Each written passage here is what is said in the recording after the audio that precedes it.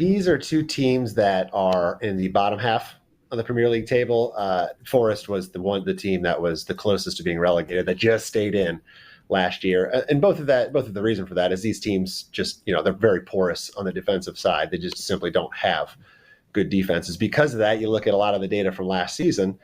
First of all, the Premier League in general was a very high scoring, was one of their highest scoring years they've ever had in the league. And they had a both teams to score rate. That's a very common bet on soccer, is just betting both teams to simply score. 61% overall both teams to score rate for the entire league. And then you look at these two teams individually. Bournemouth was 23 and 15, both teams to score. So 23 times they did, 15 times they didn't. And they were 27 and 11 when just comparing over 2.5 goals. Sometimes they might lose, 1-3, and you're going to cash both of those bets.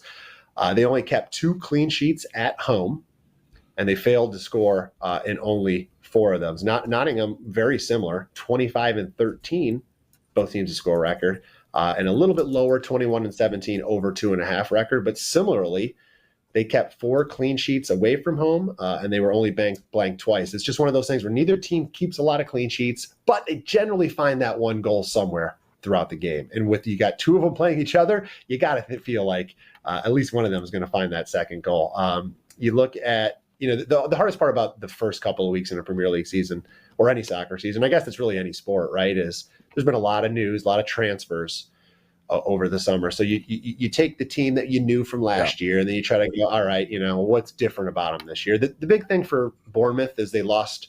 It was a great sale for them. They lost probably their most important offensive weapon, Dominic Solanke. He was transferred to Tottenham for a big amount of money.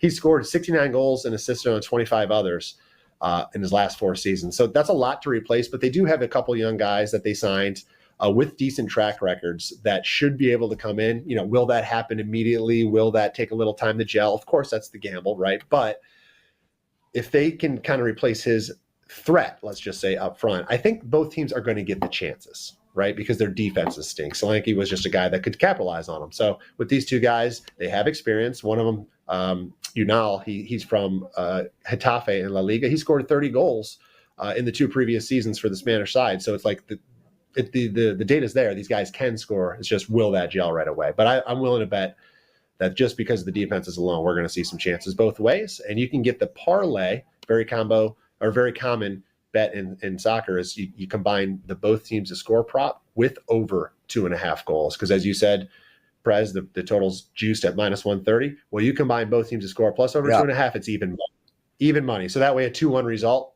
you're cashing in either scenario. But if we lose, we're only losing, even money on the bet. Versus it's unlikely this game ends 3-0, where you should have just taken the over versus taking this combo prop.